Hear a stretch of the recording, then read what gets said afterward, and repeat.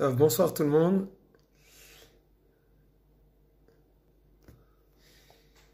Bonsoir tout le monde, on va débuter. Alors ce soir on va continuer, on va avancer dans notre livre de Shmuel, premier Pérec. On est maintenant au 17e Passouk. Et hier soir quand on a conclu avec le moment dans lequel Shmuel Hana va se retrouver devant Elkana. Et Elkana la suspecte et lui dit, est-ce que tu n'aurais pas un petit peu trop bu? Est-ce que tu ne serais pas en train de prier? Mais en fait, tu n'es pas en train de prier. Peut-être que tu es tout simplement sous l'emprise de l'alcool. Et le fait d'être sous l'emprise de l'alcool, c'est ça ce qui est en train de déranger toute l'histoire. Et Hana va lui répondre, elle va lui dire, non, sache que je ne suis pas sous l'emprise de l'alcool. Je suis simplement dans une profonde détresse de par le fait que je n'ai pas d'enfant. Et c'est pour cela que ma prière, elle va venir uniquement du plus profond de mon cœur, et c'est la raison pour laquelle tu me vois peut-être dans un état particulier, différent de ce qui pourrait être d'une personne normale, mais cela ne témoigne que d'une véritable envie de ma part de prier et de rien d'autre.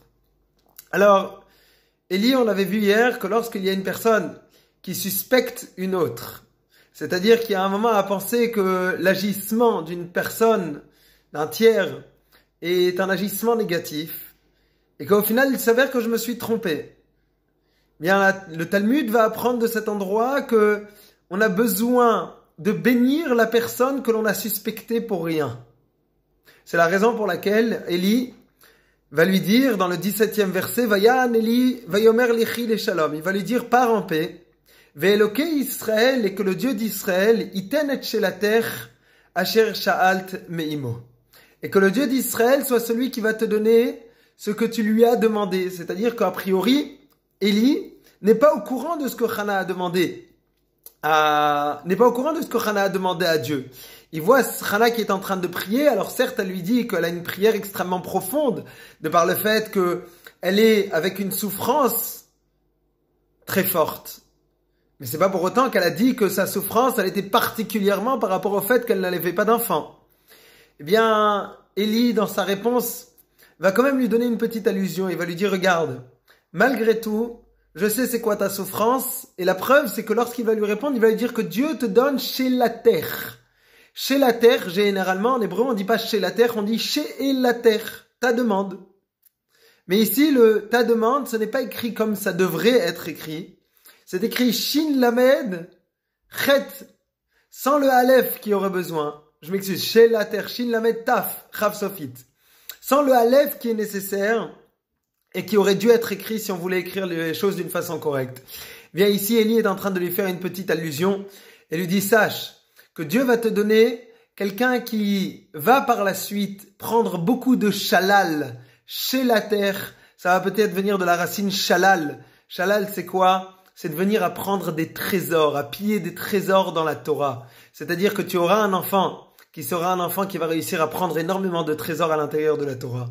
C'est-à-dire qu'Élie, il fait quand même un petit clin d'œil à Hana. Hana l'a suspecté il y a quelques secondes en train de lui dire, mais tu n'as pas de Ruach HaKodesh, c'est-à-dire que tu n'arrives pas à avoir une véritable prophétie, puisque tu n'arrives pas à voir véritablement que je ne suis pas quelqu'un de sous, mais je suis quelqu'un qui est en train de souffrir. Élie lui dit, ne t'inquiète pas. Je sais quand même qu'est-ce que tu as demandé à Dieu, et c'est pour cela que je vais prier Dieu, pour que tu puisses avoir, en tout cas, que Dieu puisse exaucer ta prière. Alors, il faut savoir que Hana va repartir, et à l'instant, elle va lui dire, Vatomer, 18e verset, Timtsa shifrater chen be'enecha vatelech ha'isha ledarka vatochalu panea lo hayu lahod.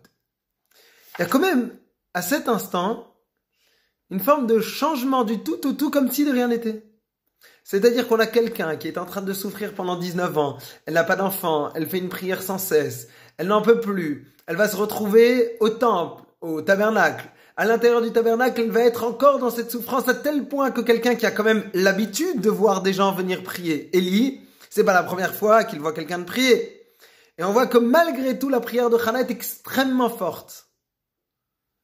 Et comme par hasard, il va y avoir Élie qui va lui donner une bénédiction. Il va lui dire que Dieu accorde ta prière. Hana, elle est tranquille. Merci beaucoup. Tout va bien. Au revoir, comme si de rien n'était. Comme si c'était le plus naturel du monde, comme si c'était le plus normal, comme s'il n'y avait strictement aucun problème, comme si on avait tout oublié, comme si le problème était réglé dès l'instant où Élie a prononcé cela. Eh bien, les commentateurs disent qu'une grande partie de la réalisation de la bénédiction de Élie va justement être due à la confiance que Hana va porter dans sa bénédiction.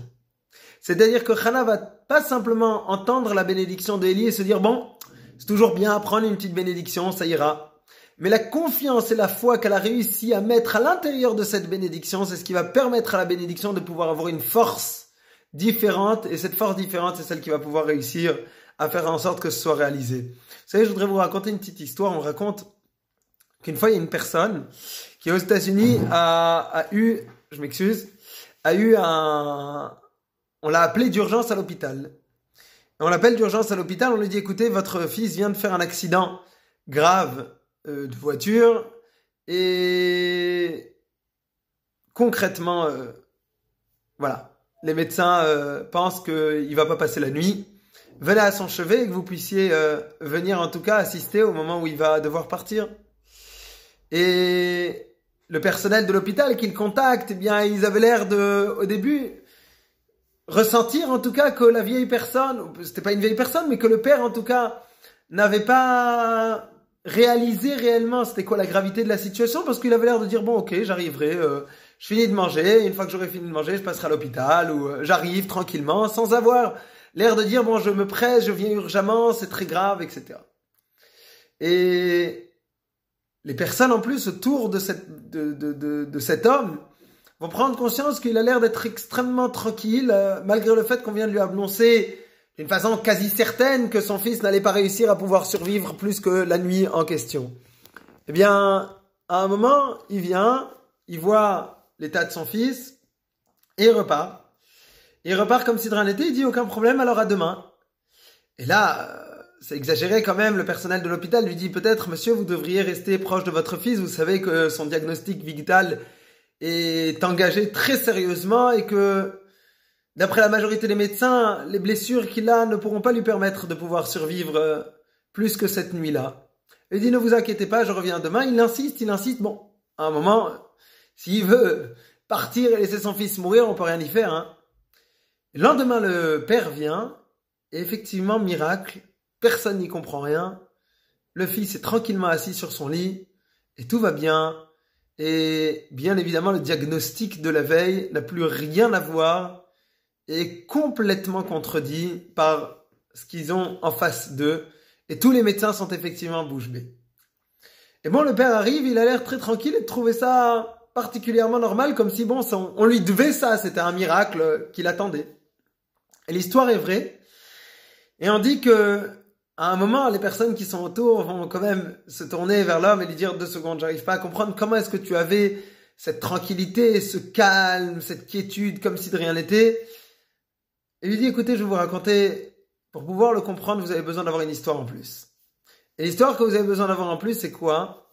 C'est une histoire qui remonte à l'époque, quand j'habitais encore dans la même ville que le Chafetz Chaim, un des plus grands sages du peuple d'Israël. Et il dit, et sachez qu'à cette époque, j'étais encore donc en Europe, avant de monter aux États-Unis, et c'était une période dans laquelle je travaillais pour pouvoir subvenir aux besoins de ma famille. Et le Chafetz Chaim venait de sortir un de ses plus grands chefs-d'œuvre, le Mishnah Brura. Et le Mishnah Brura, en fait, c'est une certaine forme de concentré de halakha, de loi juive. Et ce concentré de halakha, il était justement destiné aux personnes qui n'ont pas le temps, la possibilité technique de pouvoir se plonger complètement dans l'étude, comme il se doit pour pouvoir réussir à tirer les conclusions de la halakha, de la loi juive. Et puisqu'ils n'ont pas ce loisir, ils n'ont pas cette possibilité parce qu'ils doivent travailler, donc il y a une certaine forme de condensé qui a été créé pour mettre cela à leur disposition. Maintenant, le Chafetz Chaim voulait quand même faire un test, une vérification, voir est-ce que réellement c'était quelque chose qui était adapté à la demande du public à ce moment-là. Est-ce que réellement les personnes concernées, le public concerné allait pouvoir avoir une utilisation facile et agréable de ce livre-là qui venait d'être sorti. Et il dit, vous savez, moi je faisais partie de ces personnes qui ont composé le premier groupe de ces gens qui vont étudier le Mishnah Brura, ce livre-là, avec l'auteur lui-même, le Chafetz Chaim. Et il dit, sachez que je faisais partie des personnes qui étaient les plus assidues à ce cours. Et le Chafetz Chaim appréciait beaucoup mon assiduité de par le fait que j'étais présent sans faute chaque fois pour les cours. bien à la fin, quand on a réussi à tout étudier, il m'a fait une bénédiction. Il m'a dit, je voudrais te bénir et te donner une double bénédiction de par le mérite que tu as assisté à l'ensemble de mes cours et que tu m'as donc permis de travailler le produit quelque part, de pouvoir faire en sorte qu'il puisse être parfait. Je voudrais te bénir que tu pourras vivre longtemps et je te fais une bénédiction aussi que tes enfants ne mourront pas pendant ta vie, mais après ta mort.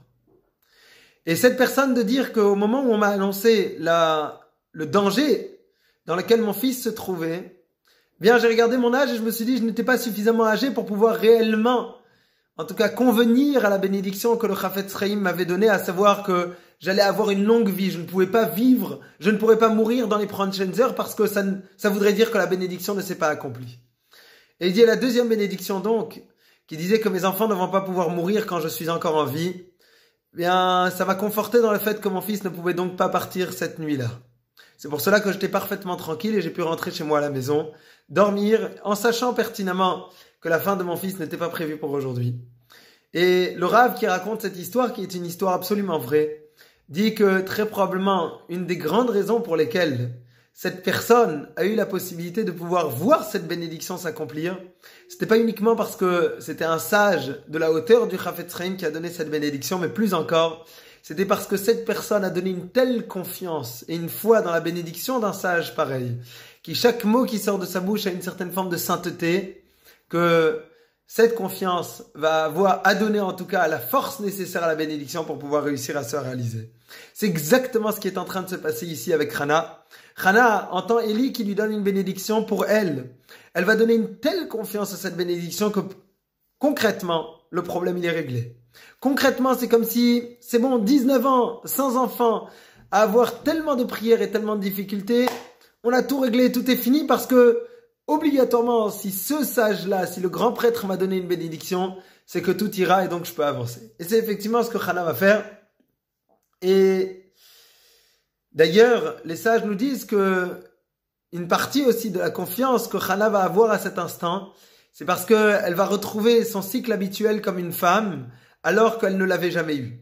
C'est-à-dire qu'elle va pouvoir, dès l'instant dans lequel elle reçoit cette bénédiction, ressentir que concrètement, il y a les prémices en tout cas de cette bénédiction qui sont en train de s'exprimer, de par le fait qu'elle a eu la possibilité de pouvoir avoir un cycle comme toutes les autres femmes et qui va être le point de départ de sa grossesse par la suite, qui va pouvoir lui permettre d'avoir ce fils Shmuel. Et on continue dans le 19e verset. Vayashkimu baboker vayishtachu lifnei Hashem. Ils se lèvent le lendemain et ils vont se prosterner devant Dieu. Donc Hana et son mari Elkana. Vayashuvu vayavou el betam, ils rentrent chez eux à Ramata, dans l'endroit qui s'appelle la Rama. Vayeda Elkana et Hana ishto vayizkira Hashem. Et Elkana va s'unir avec sa femme. Dieu va se souvenir d'eux. C'est effectivement ce qui se passe. 20e verset. Vayil et tkufat ayamim. Vatar Hana vatelet ben vatikra et shemo Shmuel. C'est ce qui va se passer parce que elle va par la suite tomber enceinte. Elle va avoir un enfant qui va s'appeler Shmuel, qui met Hachem chez Iltiv.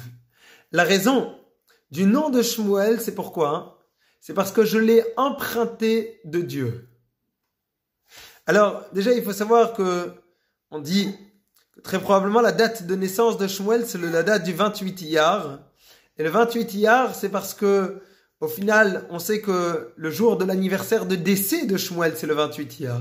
Alors, puisque le jour d'anniversaire de décès de Shmuel, c'est le 28 Iyar, donc, le jour d'anniversaire de naissance aussi de Shmuel, c'est le 28 Iyar, puisqu'on sait que Dieu memaleh shnotav shel tzadikim, que Dieu fait en sorte que les tzadikim ont une vie qui est entière, c'est-à-dire que le jour de leur naissance et le jour de leur mort, c'est la même date. Et, effectivement, on va avoir Shmuel qui va naître. Maintenant, le moment dans lequel Shmuel va naître, il va y avoir la mère qui va décider de lui donner un prénom. Et le prénom qu'elle va lui donner, elle va lui dire qu'il met Hachem chez Iltiv parce que je l'ai emprunté de Dieu. Sauf que, encore une fois, si on revient à la façon exacte et précise de lire en hébreu, quand tu as envie de remercier parce que tu as reçu quelque chose qu'on t'a prêté, tu devrais l'appeler Shaoul. Pourquoi Shmuel? Shaoul, c'est simplement emprunté. Shmuel, alors c'est vrai qu'il y a une consonance d'emprunt, tout ce qu'on veut, mais pourquoi est-ce que il y a une autre lettre en plus qui a l'air de s'installer en plein milieu du nom, c'est le Shmuel, le même. Eh bien, la raison pour laquelle le même s'ajoute, c'est parce que Hana ne veut pas tout simplement appuyer sur le fait qu'elle a promis cet enfant pour qu'il puisse grandir pour Dieu. Elle a envie aussi d'appuyer à l'intérieur du nom, de la réponse que Dieu va avoir à sa prière. Mais Hachem chez Iltiv. C'est-à-dire que non seulement je l'ai demandé, mais j'ai aussi envie d'insister sur le fait que Dieu me l'a donné. Et puisque Dieu me l'a donné, eh bien, c'est ça ce que j'ai envie de remercier et d'exprimer vis-à-vis de Dieu. C'est la raison pour laquelle Shmuel va maintenant s'appeler de cette façon. Et pour être honnête, quand on remonte déjà à l'intérieur du texte, nous verrons que dans la Torah, c'est-à-dire à l'époque de Moshe Rabbeinu, bien avant le moment dans lequel Shmuel va naître, avant même que le peuple d'Israël se retrouve sur sa terre, on va déjà avoir une allusion à la naissance de ce Shmuel. Et en effet, lorsque Bilam, alors pour vous rappeler, Bilam faisait partie de ce prophète parmi les nations qui va venir et qui va maudire le peuple d'Israël, il va tenter en tout cas de maudire le peuple d'Israël quand il est dans le désert. Il va voir le peuple d'Israël, il va être appelé par son ami Balak. Balak lui dit, écoute, je sais très bien que pour pouvoir s'opposer au peuple d'Israël, la seule façon de pouvoir y arriver, c'est en se battant à armes égales. Or, se battre à armes égales avec le peuple d'Israël, ce n'est pas de se battre avec des armes physiques, mais c'est de se battre avec des armes spirituelles et surtout à travers l'arme qu'il a dans sa parole. C'est pour cela que Balak va tenter d'appeler Bilam et lui dit, écoute, de la même façon que ce peuple a tellement de force à l'intérieur de sa bouche, à travers sa prière, à travers son étude, je te demande d'utiliser aussi toi ta bouche pour pouvoir maudire le peuple d'Israël. Bilam va le tenter et au final ne va pas réussir parce que Dieu va déjouer ses plans. Mais à un moment, Bilam va dire « Oy mi ichye mi sumo el ». Sumo el, si vous changez les ponctuations, ça va vous donner le mot Shmuel. C'est-à-dire que Bilam lui-même a vu lorsqu'il voit Korach, l'ancêtre de Shmuel, va dire au moins ce Korach dont on a déjà parlé dans les cours précédents, qui va être celui qui va s'opposer à Moshe, qui va mourir, lui au moins il a quelqu'un qui va venir dans sa descendance réparer un petit peu sa faute. C'est qui? C'est le Shmuel, Sumo Kel, qui va venir par la suite et qui va pouvoir réussir à réparer sa faute, alors que moi, Bilam, je n'aurai malheureusement pas ce mérite de pouvoir avoir quelqu'un dans ma descendance qui va venir réparer ma faute par la suite. On avance et on continue dans le 22e verset. J'ai juste les notes sur le côté pour ne rien oublier. 22e verset. On va dire qu'une fois que Shmuel va naître, eh bien, Elkana va monter avec sa famille pour pouvoir amener encore une fois un sacrifice pour remercier Dieu et probablement qu'il est en train de remonter aussi pour les fêtes juives. Par contre, dit le verset 22, Vechana lo alata. Ki amra leisha adigamel anar, vavioti venira et pene Hashem veyashov sham ad olam. Chana refuse de monter. Et dit à son mari, écoute, toi si tu veux, tu peux monter au tabernacle et aller faire le trajet pour pouvoir repartir à Shiloh, parce qu'en attendant, eux sont revenus chez eux à la maison, et donc, quand ils sont revenus chez eux à la maison, il y avait encore ce trajet nécessaire pour pouvoir revenir à la maison de Dieu. Et Chana refuse. C'est bizarre, pourquoi est-ce que Chana refuse? Pourtant, un minimum, c'est d'avoir la reconnaissance et pouvoir exprimer cette reconnaissance en revenant dans l'endroit dans lequel tu as eu le mérite de pouvoir avoir la promesse de cet enfant qui maintenant n'est plus qu'une promesse, c'est aussi une réalité. Viens remercier. Bien, les commentateurs nous disent, c'est vrai que bien sûr, Chana voulait remonter et pour pouvoir remercier, sauf que Shmuel est extrêmement faible. Et la faiblesse de Shmuel, la faiblesse physique de Shmuel, est celle qui va faire craindre Chana et se dire, non, je ne peux pas me permettre de faire ce voyage et donc de mettre en danger cet enfant. Et elle se dit, certes, il y a beaucoup de devoirs dans notre vie en tant que juif. Cependant, il y a un premier devoir qui est celui de faire attention à sa vie et de préserver sa vie. Ô combien ce message est d'actualité, particulièrement maintenant dans cette période de confinement, de savoir qu'il y a effectivement beaucoup de mitzvot dans la vie, mais qu'au final, la première mitzvah, c'est laquelle? C'est celle de pouvoir faire en sorte d'être vivant pour pouvoir continuer à faire d'autres mitzvot. J'ai dit la première mitzvah, c'est pas précis comme expression. Ça fait partie en tout cas des mitzvot fondamentales qui sont de faire attention à notre vie et de ne pas laisser et encourir des dangers pour rien. C'est pour cela qu'en cette période, c'est exactement la même réaction que Hana va avoir. Hana ne va pas vouloir monter à Shiloh parce qu'elle sait que si elle monte à Shiloh, elle est en train de mettre en danger de mettre en danger son fils. Et donc elle préfère rester pour l'instant. Et effectivement, ça va se passer comme ça pendant encore 2 ans. Mara nous dit que on avance. Vayomer la Elkana Isha, assis à Tov Be'ainaïr. Ma femme, continue et fais comme tu le penses. Shvi, assieds-toi. Ad gomler oto. Jusqu'à que tu puisses le sevrer. Ach, yakem Hashem et devaro. Vateshev Aisha vatenek et bena ad gamlo oto. Dis à ce moment-là, tu pourras accomplir donc ta promesse. Et c'est effectivement ce que cette femme va faire. Hana va garder son enfant jusqu'au moment où elle va le sevrer. Elle va attendre pour pouvoir le sevrer. Elle va attendre 2 ans. Et quand l'enfant va avoir 2 ans, le verset 24 nous dit « Vata'aleu ima ka'asher gemalatu, befarim shlosha ve'efa achat kemach, ve'nevel yayin vatevieu bet Hashem shilo, ve'anar nar. » On nous dit, regardez, elle va attendre 2 ans et au bout de 2 ans, elle va prendre cet enfant et elle va l'emmener au Mishkan à Shiloh. Et bien sûr que quand elle l'emmène pour la première fois au Mishkan à Shiloh, elle va accompagner cela avec une offrande. Et on nous dit que oui, elle avait 3 taureaux et encore une mesure de farine et du vin pour pouvoir l'offrir au tabernacle à Shiloh. Par contre, il y a autre chose. C'est qu'on nous dit que Shmuel va à ce moment-là quitter la maison de ses parents et va rester dans la maison de Dieu jusqu'à la fin de sa vie. Et c'est impressionnant de voir la force et la puissance de Hana, qui on l'avait déjà annoncé, mais ici ça se réalise devant nous, n'est pas en train de vouloir un enfant uniquement parce que pour elle, elle a un but d'avoir un enfant, mais parce que cet enfant, c'est uniquement le vecteur de pouvoir faire en sorte de rajouter de la présence divine sur terre à travers son comportement et ses bonnes actions. C'est exceptionnel de voir que Hana, qui pendant 19 ans attend son fils, 19 ans elle n'a pas d'enfant, elle va attendre 2 ans, elle va le garder pour le sevrer, et au bout de 2 ans elle le prend et elle l'emmène au temple, et c'est là-bas que cet enfant va continuer de grandir. Bien sûr, sa mère va continuer à lui rendre visite, il n'en reste pas moins qu'en tout cas, pendant cet instant-là, il sort de la maison de ses parents et va commencer à mettre en place et à construire la très grande destinée qui lui est prévue. Et c'est effectivement ce qui est en train de se passer avec Shmuel qui arrive. Mais attention, c'est vrai qu'il est en train de vouloir construire une immense destinée. Celle de devenir un des prophètes les plus importants du peuple d'Israël, celui qui va couronner les 2 premiers rois d'Israël. Mais tout ça, il s'en est fallu de peu pour que rien n'arrive. Et on va voir le verset 24 qui nous dit effectivement, le verset 25, je m'excuse. Vaishratou et à part, ils emmènent donc, sa mère va venir avec l'enfant, il va venir non seulement avec l'enfant, mais va prendre aussi des offrandes. Et là, on nous dit, écoute, ils vont faire la shrita, ils vont égorger l'offrande. Vayaviou et anar el Eli.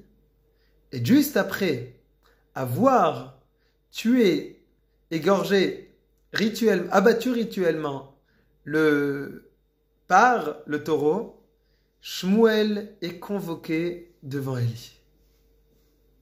Et ce qui se passe ici est extrêmement grave.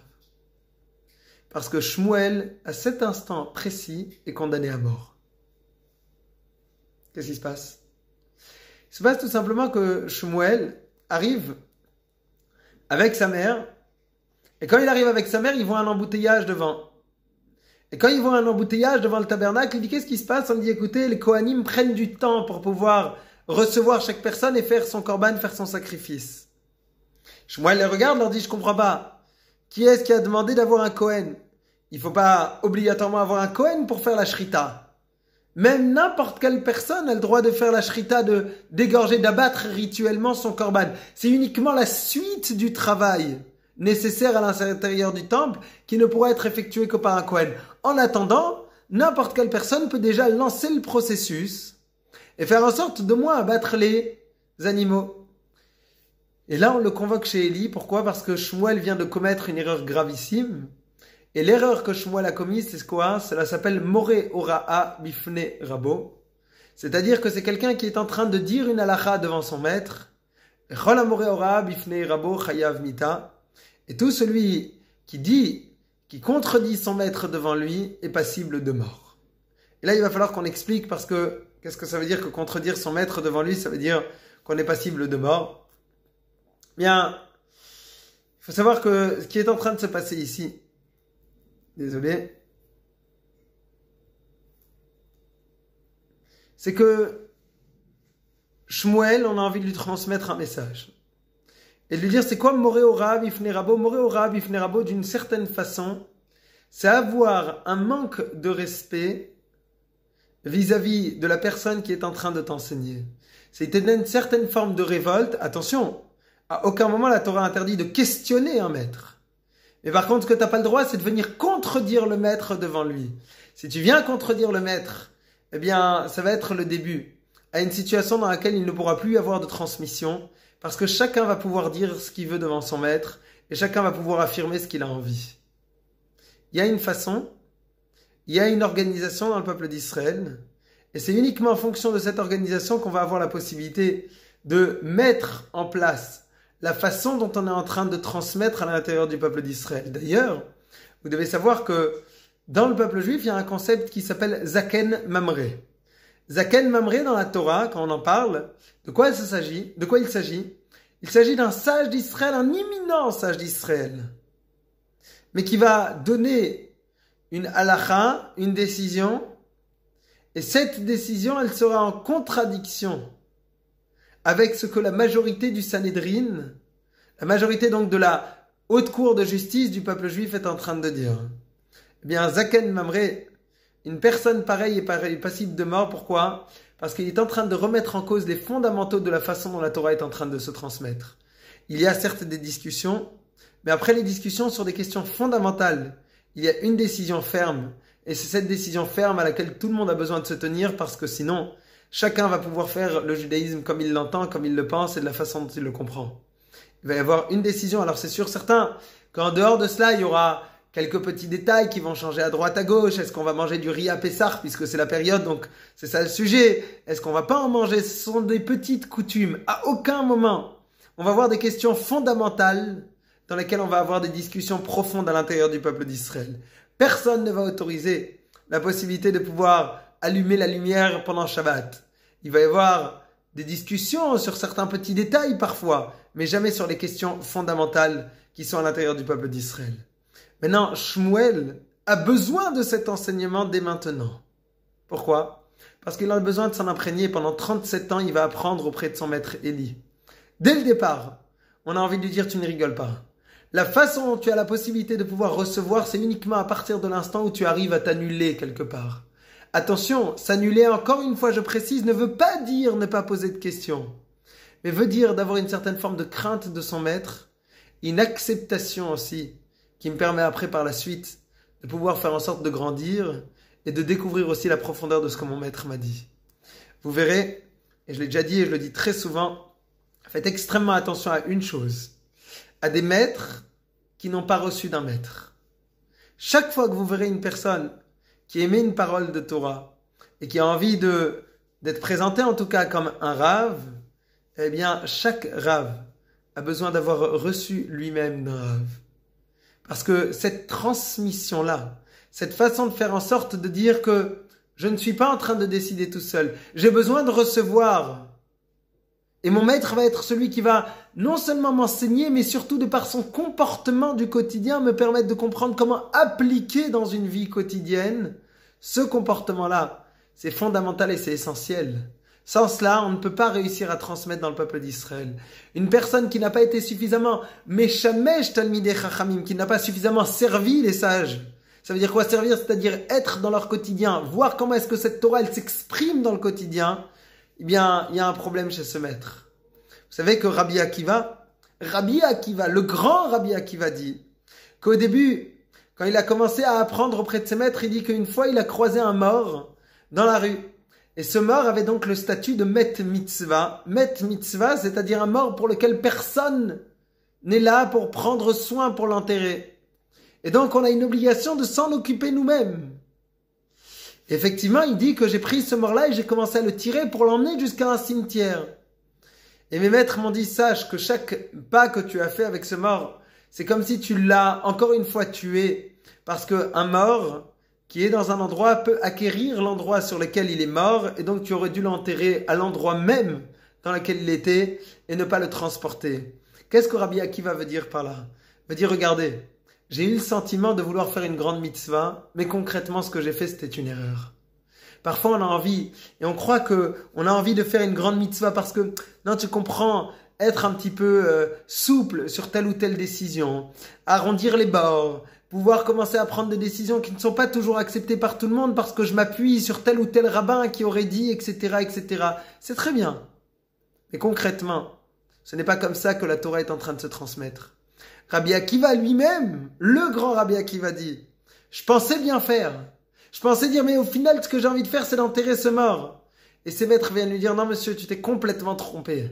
Pourquoi? Parce que tu aurais dû, il te manquait encore cette façon de pouvoir t'imprégner de chez tes maîtres. Et cette façon de pouvoir t'imprégner de chez tes maîtres, c'est celle qui t'a fait défaut dans cet instant-là. Et c'est ça ce qu'on a envie d'apprendre. Ici, Shmuel au final va être sauvé parce que sa mère intervient. Sa mère intervient et dit, non, ne tuez pas mon fils Shmuel. Élie lui dit, mais on peut le tuer, de toutes les manières je te donnerai une bénédiction et je te promets d'avoir un autre enfant. Et qu'est-ce que Chana lui répond? Chana lui répond, va tomer bi Adoni. 26e verset. Chei nafshecha Adoni. S'il te plaît, Ani Aisha nitzevet imachem bazel itpalel l'Hashem. Tu te souviens de moi, je suis cette femme qui est venue prier devant Dieu. El anar hazeh itpalalti. Vaiten Hashem li et shelati. Asher sha'alti meimo. J'ai prié pour cet enfant-là. Et Dieu m'a donné et a exaucé ma demande. Gam anochi shilti u l'Hashem kol hayamim asher haya u Shaul l'Hashem vayishtachavu sham l'Hashem. Elle dit, c'est cet enfant et précisément pour cet enfant que j'ai prié. Bien, nos maîtres nous disent que lorsqu'il y a quelque chose qu'on a obtenu à travers une prière plus forte, même si c'est possible que la seconde bénédiction de Élie, d'avoir un autre enfant par la suite, même si celui-là a été tué, aurait pu se réaliser. Chana dit non, celui que j'ai envie, c'est celui pour lequel j'ai prié du plus profond de mon cœur, parce que celui-là a plus de mérite, celui-là a plus de force. Elle dit, c'est celui-là que j'ai envie d'avoir, et aucun autre. Et elle va se tourner vers Élie, elle lui dit, de toutes les manières, tu ne peux pas me prendre cet enfant parce qu'il ne m'appartient pas. C'est Dieu qui me l'a prêté. Et donc, quelque part, je dois le rendre après à Dieu, donc tu ne peux pas me le prendre. Mais en fait, la raison réelle pour laquelle Shmuel ne va quand même pas être tué, malgré le fait qu'il a contredit son maître, eh bien, c'est puisque on voit qu'il y a certaines situations extrêmement rares dans lesquelles un élève a la possibilité de pouvoir être là et exprimer une halakha devant son maître. C'est laquelle? C'est celle qu'on a déjà vue dans l'histoire avec Moshe. Moshe, je vous rappelle qu'à un moment, il va y avoir quelqu'un qui s'appelle Pinchas. Et Pinchas, devant Moshe, va tuer Zimri et Shlomit, qui étaient en train d'avoir des actes de débauche devant Moshe. Et pourtant, Moshe n'avait pas donné l'ordre, et vient Pinchas et dit, moi je décide qu'on a la possibilité de les tuer. Et là-bas, les commentateurs nous disent que la raison pour laquelle Pinchas ne va pas être puni de par cet acte-là, c'est parce que Pinchas, dans une situation de Chilul Hashem, c'est-à-dire de désacralisation du nom divin, on a le droit de prendre les choses en main et de dire, non, je n'accepte pas. Ici, Shmuel, la raison pour laquelle il est en train d'autoriser la shrita, d'égorger et d'abattre rituellement ce korban, avant même d'aller chez le Kohen, comme il avait raison d'ailleurs parce que la halakha est comme ça, ce n'était pas parce qu'il voulait simplement montrer qu'il était le plus fort et qu'il connaissait mieux. C'est parce qu'il voyait que cet embouteillage qui était créé à l'entrée du tabernacle, par certains Kohanim, comme on va le voir, qui ne se comportaient pas comme il se devait, eh bien ce comportement était un comportement qui nuisait profondément et était une certaine forme de manque de respect du nom divin, parce que la maison de Dieu, on ne recevait pas les gens comme il se devait. Oh, combien on apprend d'ici la responsabilité que l'on a lorsque l'on se retrouve nous-mêmes ambassadeurs de la maison de Dieu, que ce soit dans une synagogue, dans un cours de Torah ou ailleurs, de la responsabilité que l'on a de recevoir les gens comme il se doit, de pouvoir faire en sorte qu'ils puissent se sentir à l'aise, de faire en sorte que cet accueil puisse être un accueil digne de ce qu'on a besoin d'avoir dans la maison de Dieu. Ici, les enfants de Élie, qui étaient Kohanim, ne se sont pas comportés comme il se doit.